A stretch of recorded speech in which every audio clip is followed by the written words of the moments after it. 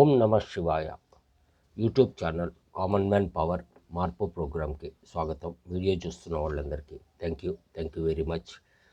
So real estate మీద అని చెప్పననేసి ఇప్పటికీ నేను 2 పార్ట్స్ చేశాను. ఇది 3, 4, 5 దాకా కూడా వెళ్ళేటట్టు కనిపిస్తుంది. ఎందుకోసమో అని చెప్పనంటే మోసపోయిన వాళ్ళు కొంతమంది నా వీడియో చూసి నాకు ఫోన్లు చేసి మెసేజ్లు చేసి చెప్తున్న వాళ్ళు వాళ్ళ ప్రాబ్లమ్స్ ఇంకోటి అని చెప్పననే దాని మీద అనేసి. సో లాస్ట్ వీక్ ఫస్ట్ చేసిన దానికిను సెకండ్ చేసిన దానికి అనేది చాలామంది చూసి వాళ్ళ ప్రాబ్లమ్స్, వాళ్ళ ఒక బాధలు, వాళ్ళు నష్టపోయిన డబ్బు గురించి దీని గురించి అనేసి చాలా చెప్పారు. సో అవన్నీ కూడా కలుపుకొని ఇచ్చేసాము. అంటే ఎందుకంటే కొన్నవాళ్ళు డబ్బు పోగొట్టుకున్న వాళ్ళకి ఆ బాధ ఏంటి అనేసి తెలుస్తుంది. మార్కెట్లో సొసైటీలో ఏ రకంగా ఉంది అని చెప్పనంటే మనకి వచ్చేసి ఈ రాజకీయ పార్టీలు, రాజకీయ నాయకులు, లేదు బిల్డర్లు, లేదు అని చెప్పనంటే కనుక బ్యాంకర్లు, లేదు ఎన్బిఎఫ్సిస్, ప్రైవేట్ ఫైనాన్స్ కంపెనీస్ ఏవైతే హౌసింగ్ లోన్స్ లేదు ఇంకోటి అనేసి ఫైనాన్స్ పరంగా డబ్బు పరంగా లోన్లు ఇస్తున్నా కానీ ఇంకోటి కానీ ఏవైతే ఉన్నాయో అవన్నీ కూడా ప్రజల దగ్గర నుంచి అని చెప్పననేసి వాళ్ళకి ఏమేం ప్రాబ్లమ్స్ ఉన్నాయి ఏంటి అని చెప్పననేది పట్టించుకునేది లేదు. కానీ అందరికీ కావాల్సింది డబ్బులే. అట్లాగే గవర్నమెంట్ దీనికి అనేసి అఫీషియల్గా తీసుకున్నాము అని చెప్పనంటే ఓపెన్ ల్యాండ్స్, విల్లాస్, అపార్ట్మెంట్లు, పంట పొలాలు, లేదు వెంచర్లో ప్లాట్స్ ఇవన్నీ అమ్మితే వచ్చేటువంటి రిజిస్ట్రేషన్ ఫీజు కింద కలెక్ట్ చేస్తున్నటువంటి డబ్బులు ఏవైతే ఉన్నాయో దీని మీద అని చెప్పననేసి గవర్నమెంట్కి రెవెన్యూ కావాలి. ఇప్పుడు వచ్చేసి లాస్ట్ వీక్ నేను చెప్పినట్టు ఆగస్టు 1 నుంచో లేకపోతే ఆగస్టు 15 తర్వాత ఖచ్చితంగా ఈ యొక్క భూముల రిజిస్ట్రేషన్ ఫీజు అనేది ఖచ్చితంగా పెంచుతుంది గవర్నమెంట్. ఎందుకంటే వేరే అదర్ సోర్స్ అనేది ఏం కనిపించలేదు. అట్లాగే గవర్నమెంట్ ల్యాండ్లు కూడా అమ్మాల్సిందే. ఎందుకంటే గవర్నమెంట్ ఇస్తాము అని చెప్పననేసి చెప్పినటువంటి ఫ్రీ స్కీమ్స్ అన్నిటికీ కూడా డబ్బులు కావాలి కాబట్టి ఇది చేయక తప్పదు. ఇది ఒకటి. రెండేంటి అని చెప్పనంటే ఇప్పుడు హైదరాబాద్లో పెద్దగా రియల్ ఎస్టేట్ మార్కెట్ లేదు ఇంకోటి అని చెప్పననే దాని మీద ఏదైతే నేను గత 2 వారాల నుంచి చెప్తున్నానో దానికి మెయిన్ రీజన్ ఏంటి అని చెప్పనంటే ఇక్కడ ఉన్నటువంటి రియల్ ఎస్టేట్ వాళ్ళందరూ కూడా ఒక 6 నెలల తర్వాత 6 నెలల నుంచి సంవత్సరం లోపల గవర్నమెంట్ అక్కడ ఏర్పాటు చేసేటువంటి ఫెసిలిటీస్ అన్నీ బేస్ చేసుకొని అమరావతిలో, అంటే ఆంధ్రాకి క్యాపిటల్ సిటీ అమరావతి అనేసి ఇంతకుముందు తెలుగుదేశం పార్టీ గవర్నమెంట్లో ఉన్నప్పుడు డిసైడ్ చేసినటువంటి ఏరియా ఏదైతే ఉందో వీళ్ళందరూ అక్కడికి షిఫ్ట్ అయ్యే అవకాశం ఉంది. ముందుగా అక్కడ జరిగేటువంటి బిజినెస్ కూడా ఓపెన్ ప్లాట్లకే జరుగుతుంది, వెంచర్లకే జరుగుతుంది. అపార్ట్మెంట్లు, విల్లాస్ లేదు ఇంకోటి కట్టడము అనేది అదంతా కూడా టైం పడుతుంది. కాబట్టి దానికి చాలా దీని మీద అని చెప్పననేసి చూస్తారు. ఎందుకంటే ముందు ఇక్కడ కన్స్ట్రక్షన్ కావాలి, ఆ తర్వాత అది సేల్ కావాలి, ఇంకోటి కావాలి. ప్లస్ ఇంకోటి ఏంటి అంటే వీటన్నిటి మీద ఏ గవర్నమెంట్ దీని మీద ఇండియాలో ఉన్నటువంటి ఏ స్టేట్లో అయినా కానీ తీసుకున్నాము అని చెప్పనంటే ఒక వెంచర్కి కానీ, ఒక విల్లాస్కి కానీ, గేటెడ్ కమ్యూనిటీకి కానీ, ఫ్లాట్లకు కానీ, ఇంకో దానికి కానీ ఓ సందులో గొందులో కట్టేటువంటి ఫ్లాట్కి కూడా మినిమం టైం అనేది కొంత పడుతుంది పర్మిషన్స్ అన్నీ రావటానికి. పట్టే టైం ఏంటి అని చెప్పారంటే 1 సంవత్సరం నుంచి 3 సంవత్సరాల దాకా పట్టే అవకాశం ఉంది. ఎందుకంటే వీళ్ళు ప్రొడ్యూస్ చేసే డాక్యుమెంట్లు, లింక్ డాక్యుమెంట్లు, లేదు అని చెప్పనంటే కనుక ల్యాండ్ ఓనర్కి సంబంధించిన డాక్యుమెంట్లు ఇంకోటి అని చెప్పననేసి. సో అంతకాలం ఎంతమంది ఆగే అటువంటి పరిస్థితి ఉంది ఏంటి అని చెప్పననే దాని మీద ఇవన్నీ కూడా కొనేవాళ్ళు ముందుగా చూసుకోవాల్సినటువంటి అవసరం ఉంది. డబ్బులు ఇచ్చి మోసపోయారు అని చెప్పనంటే ఏ రకంగా ఉంటుంది అంటే ఈ గద్దలు వచ్చేసి కోడి పెట్టెలను ఎత్తుకొని వెళ్ళినట్టుగా మీ జేబులో ఉన్నటువంటి డబ్బులు, మీ జేబులో కావచ్చు, నా జేబులో కావచ్చు, ప్రజల జేబులో ఉన్నటువంటి డబ్బులు ఇందాక చెప్పినటువంటి కేటగిరీస్ అన్నీ కూడా ఇవి కేవలం రియల్ ఎస్టేట్ మీద, ఇది కాకుండా మిగతా ఫైనాన్స్ దాని మీద డబ్బులకి సంబంధించినటువంటి ట్రాన్సాక్షన్స్ ఏవి జరిగినా కానీ ప్రతి ఒక్కళ్ళకి ప్రజల దగ్గర నుంచి డబ్బులు అనేది లాక్కోవాలా. దానికోసము అనేది ఎంత కహానీలైనా కానీ చెప్తారు, ఎంత హరికథలు, బుర్రకథలు, పిట్టకథలు పిట్టల దొర కథలు ఆల్రెడీ ఇంతకుముందు ఉన్న వాళ్ళందరూ చెప్పారు. ఈ గవర్నమెంట్లు కూడా అదే చెప్తాయి. ఎందుకంటే గవర్నమెంట్ నాయకులలో, గవర్నమెంట్ పార్టీలలో తేడాలేం లేవు. ప్రతి స్కీమ్ వెనకాల ఒక స్కామ్ అనేది ఖచ్చితంగా ఉంటుంది. స్కామ్ ఉంటేనే వాళ్ళ స్కీమ్స్ అనేవి ముందుకు తీసుకొస్తారు. ఇదొకటి ప్రజలందరూ గుర్తుపెట్టుకోవాలి. ఇంకోటి ఏంటి అని చెప్పారంటే ఇది కరెక్ట్ టైం. ఏమన్నా అపార్ట్మెంట్లు, ప్లాట్లు, ఓపెన్ ప్లాట్లు, గేటెడ్ కమ్యూనిటీలో విల్లాస్, లేదు అపార్ట్మెంట్లు ఇంకోటి అనేసి కొనాలి అనుకున్నప్పుడు. ఎందుకోసం అని చెప్పారంటే ఈ వర్షాకాలము ఏంటి అని చెప్పారంటే ఒకటి మనకి అపార్ట్మెంట్ లోపలికి సెల్లార్లోకి ఇక్కడ ఆల్రెడీ కట్ ఉన్నవి కావచ్చు, కొత్తవి కావచ్చు, సెకండ్ హ్యాండ్వి కావచ్చు, ఏవైనా కావచ్చు, అపార్ట్మెంట్లోకి నీళ్ళు వచ్చే అవకాశము అనేది ఉంటుంది. ఎందుకోసము అని చెప్పానంటే వర్షాలు ఎక్కువగా పడ్డాయి అంటే ఆ వచ్చిన నీళ్ళు బయటికి పోలేదు అని చెప్పానంటే మనం బయటికి వెళ్ళలేము ఆ టైంలో. ప్లస్ ఏంటి అని చెప్పానంటే ప్రాపర్టీ పాడయ్యే అవకాశం ఉంటుంది.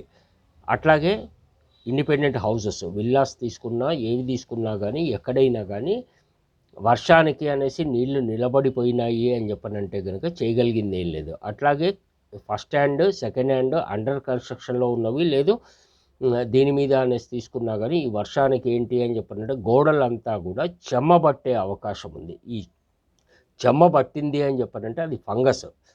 అది ఫంగస్ ఏంటి అని చెప్పనంటే మనకి ఒక 8 నెలల దాకా అది పోదు. ఎండాకాలం అది కనిపించదు. ఎండాకాలంలో ఇల్లు కొని చూసాము అని చెప్పనంటే అంతా బాగానే ఉంటుంది. అసలు నిజం ఏంటి, లేదు ఆ అపార్ట్మెంట్ ఒక పొజిషన్ ఏంటి, దాని యొక్క కన్స్ట్రక్షన్ యొక్క క్వాలిటీ ఏంటి, ఇంకోటి ఏంటి అనేది వర్షాకాలంలోనే బయటపడేది. సో వర్షాకాలం ఈజ్ ది రైట్ టైం ఇల్లు, అపార్ట్మెంట్లు, విల్లాసు కొనటానికి అనేసి. ఇదొకటి గుర్తుపెట్టుకోండి. ఇంకోటి ఏంటి అని చెప్పనంటే ఈ దీని మీద అని చెప్పననేసి ఏది కొన్నా కానీ అపార్ట్మెంట్లు కొన్నా, విల్లాస్ కొన్నా, ప్లాట్లు కొన్నా చుట్టూ సరౌండింగ్ ఏరియా కూడా చూసుకోవాలి. ఎందుకోసమో అని చెప్పనంటే సరౌండింగ్ ఏరియాస్లో ఏమన్నా స్లమ్ ఏరియాస్ ఉన్నాయా, చెత్తవి డంపింగ్ యార్డ్స్ ఉన్నాయా, లేదు అని చెప్పనంటే చెరువులు ఉన్నాయా, ఈ కొత్తగా కడుతున్నటువంటి హై రైజ్ అపార్ట్మెంట్స్కి అని చెప్పననేసి డ్రైనేజ్ వ్యవస్థ కానీ, ఇంటి ముందు ఫ్లాట్స్ ముందున్నటువంటి రోడ్డు ఫెసిలిటీ కానీ, లేదు మంచినీళ్ళ ఫెసిలిటీ కానీ, ఇన్ని ఫ్లాట్స్ కట్టారు అని చెప్పనంటే ఎన్ని బోర్లు వేసారు వాళ్ళు, ఆ బోర్లలో వాటర్ ఏ లెవెల్లో వస్తుంది అంటే 2 ఇంచ్ వాటర్ వస్తుందా, 3 ఇంచ్ వాటర్ వస్తుందా, 1 ఇంచ్ వాటర్ వస్తుందా అని చెప్పననేసి చూసుకోవాలి. లేదు అని చెప్పనంటే కనుక ఆ వాటర్ యొక్క క్వాలిటీ ఏ రకంగా ఉంది, మీరు తాగినా తాగకపోయినా ఏదైనా కానీ వాడుకోవటానికైనా కానీ బోర్ వాటర్ బాగాలేదు అని చెప్పనంటే ఇంట్లో వాడే సామాన్లు, కిచెన్ ఎక్విప్మెంట్స్ కావచ్చు, వంటింటి సామాన్లు, వండుకుండేవి, తినేవి అన్నీ కూడా పాడయ్యే అవకాశం ఉంది. బట్టలు పాడైపోతాయి, తొందరగా మనకి క్వాలిటీ లేకుండా అయిపోతాయి, చినిగిపోతాయి. ఇవి ఒకటి చూసుకోవాల్సినటువంటి అవసరం ఉంది.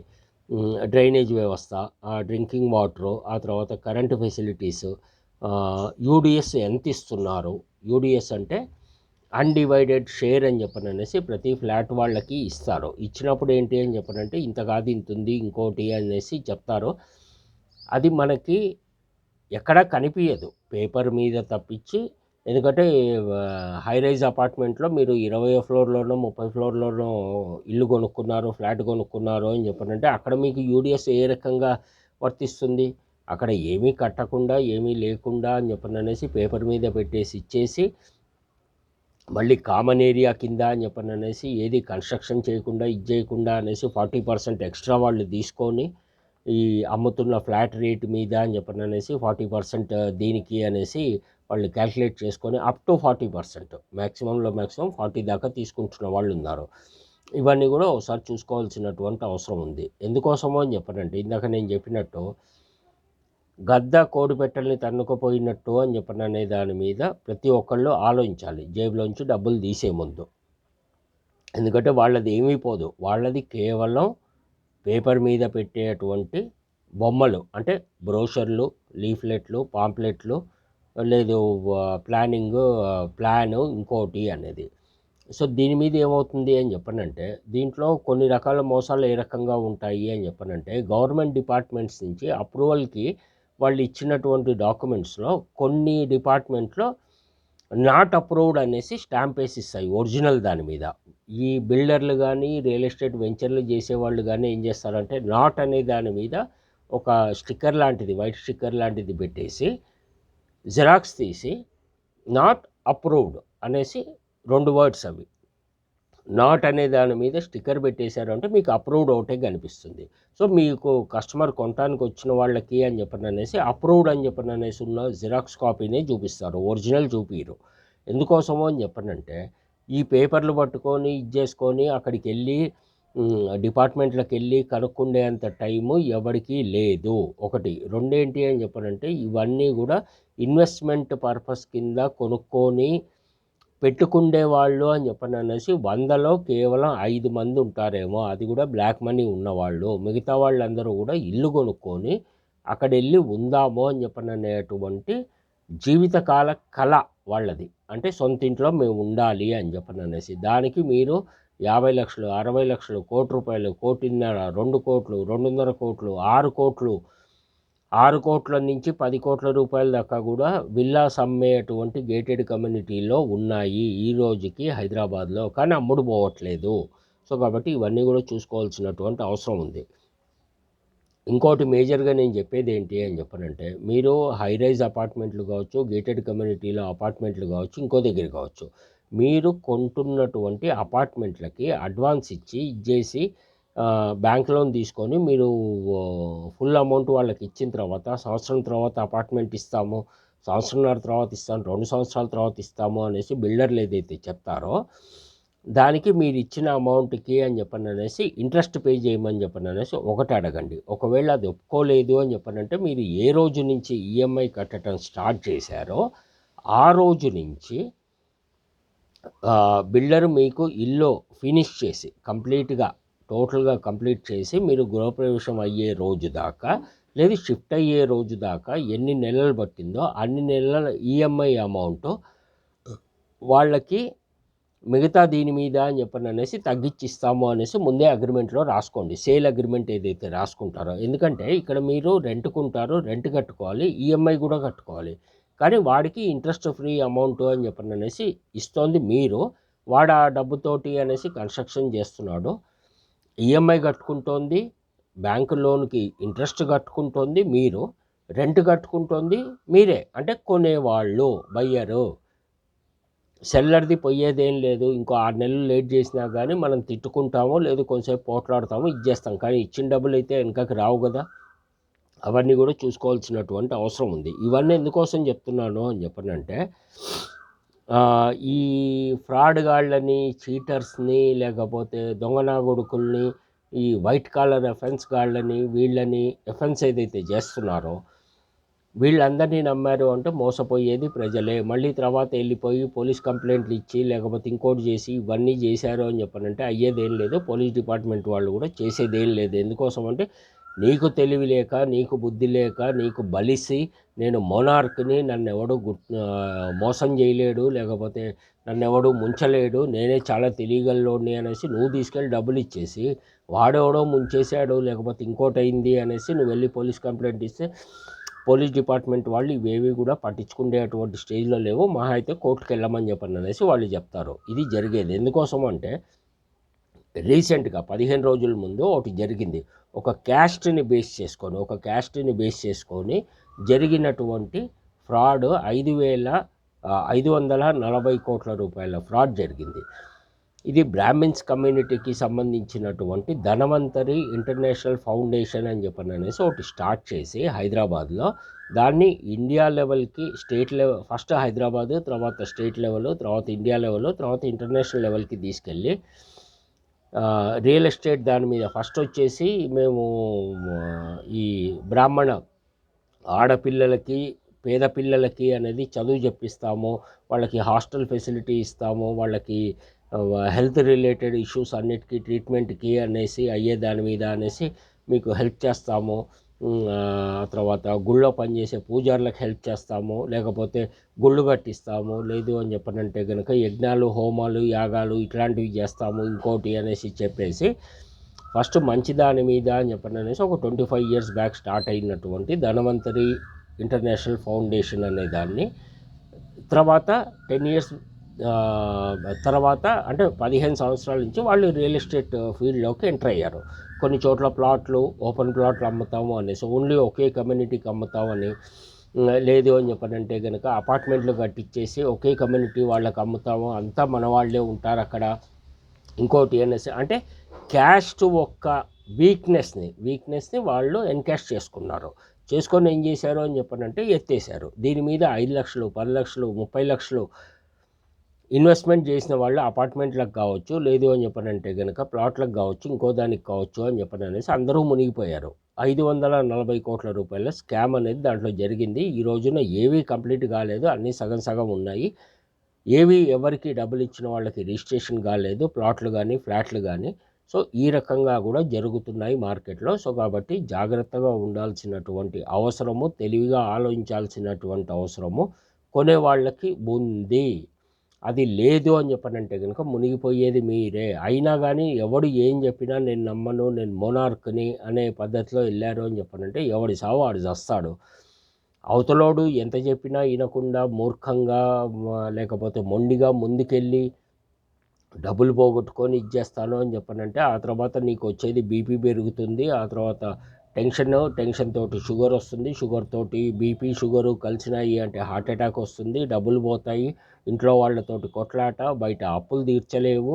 అప్పు చేస్తే బ్లాక్ మనీ ఉండి కొనుక్కుంటున్నావు ఇన్వెస్ట్మెంట్ పర్పస్ అని చెప్పనంటే దానికి పెద్దగా ప్రాబ్లం ఏం లేదు.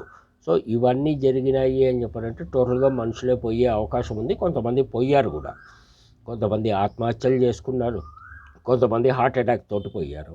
సో కాబట్టి దానికి చేయగలిగింది ఏం లేదు. కాబట్టి ఎవడి వాడు చస్తాము అంటే చేయగలిగింది ఏం లేదు. అవతల వాడు చెప్పేది కనీసం కొంచెమైనా కానీ విని బాగుపడతాము, తెలివిగా ఆలోచిస్తాము, జాగ్రత్త పడతాము అని చెప్పనంటే మీ మంచికి చెప్తోంది. దీంట్లో నాకు వచ్చేది ఏం లేదు. ఎందుకంటే వీడియో చూస్తున్న వాళ్ళందరూ నాకేం పర్సనల్గా పరిచయం ఉన్న వాళ్ళు కాదు, నేనేం వాళ్ళకి అడ్వైజ్ ఇచ్చేది ఇంకోటి లేదు. అడ్వైజ్ అంటే గుర్తొచ్చింది. దీని మీద ఏంటి అని చెప్పనంటే మీరు ఏ ప్రాపర్టీ కొన్నా ఏదైనా కానీ దీనికి చూడటానికి అని చెప్పననేసి కొంతమంది అడ్వకేట్స్ ఉన్నారు, లీగల్ అడ్వకేట్స్ ఉంటారు. వాళ్ళు ఏం చేస్తారు అని చెప్పనంటే ఈ యొక్క బిల్డింగ్ ఎస్పెషల్లీ ప్రాపర్టీస్ మీద, రియల్ ఎస్టేట్ మీద అనేసి డాక్యుమెంట్ వెరిఫికేషన్ చేసి ఇది కొనొచ్చా కొనకూడదా, కొనాలి అంటే ఏ రేటు దాకా పెట్టచ్చు దీనికి అనేసి లీగల్ ఒపీనియను, వాల్యుయేషను అనేసి చేసి ఇచ్చే అడ్వకేట్లు కొంతమంది ఉన్నారు. ముఖ్యంగా బ్యాంకు వాళ్ళ తరఫున పనిచేసేటువంటి అడ్వకేట్ల దగ్గరికి వెళ్ళండి మీరు. లేదు అంటే కనుక కొన్ని ఆఫీసులు ఉన్నాయి ఈ లీగల్ వాల్యుయేషన్ వాళ్ళు కూడా అడ్వకేట్లే, ఆఫీస్లో ఓపెన్ చేసుకొని ఉంటారు. సో వాళ్ళు ఛార్జ్ చేసే ఫీజు 5,000 నుంచి 10,000 ఉంటుంది మనకు కావాల్సినటువంటి ఇన్ఫర్మేషన్ ఇవ్వటానికి అనేసి. సో ఈ 5-10 మీరు ప్రాపర్టీ కొనాలి అనేసి డిసైడ్ చేసుకొని మీకు ఆ ప్రాపర్టీ నచ్చింది, ఆ ఏరియాలో మేము కొంటాము అని చెప్పననేసి అనుకున్నప్పుడే మీరు అడ్వకేట్ దగ్గరికి ఈ డాక్యుమెంట్లన్నీ తీసుకొని వెళ్ళండి, వాళ్ళకి ఇవ్వండి. ఇచ్చిన తర్వాత వాళ్ళు ఇచ్చేటువంటి లీగల్ ఒపీనియను, వాల్యుయేషను తీసుకొని మళ్ళీ ఈ పర్టికులర్ గవర్నమెంట్ ఆఫీస్లో పర్మిషన్లు ఇచ్చేటువంటి ఆఫీసులు ఏవైతే ఉంటాయో కన్స్ట్రక్షన్కి, రిజిస్ట్రేషన్కి, లేదు ఇంకో దానికి అనేసి ఈ డాక్యుమెంట్లు పట్టుకొని మళ్ళీ వాళ్ళ దగ్గరికి కూడా వెళ్ళండి. వెళ్ళిన తర్వాత అన్నీ కనుక్కున్న తర్వాత వారమో 2 వారాల్లో 3 వారాల్లో లేట్ అయినా కానీ వచ్చిన నష్టం ఏం లేదు. 5,000 రూపాయల నుంచి 10,000 రూపాయలు మీకు పోయినా కానీ నష్టమేం లేదు. మొత్తం పోగొట్టుకునే దానికంటే ఇది ఒకసారి చూసుకొని మీరు ముందుకెళ్ళండి అంతే, అంతకుమించి ఇంకేం లేదు. డబ్బులు పోగొట్టుకోవద్దు. దొంగ నా కొడుకుల్ని నమ్మి మార్కెట్లో డబ్బులు పెట్టి వాళ్ళు చెప్పే కథలు కహానీలు వినొద్దు. అది ఓకేనా? Thank you. ఓం నమో వెంకటేశాయ. అందరూ బాగుండాలి, మంచి వాళ్ళు ఇంకా బాగుండాలి. Thank you.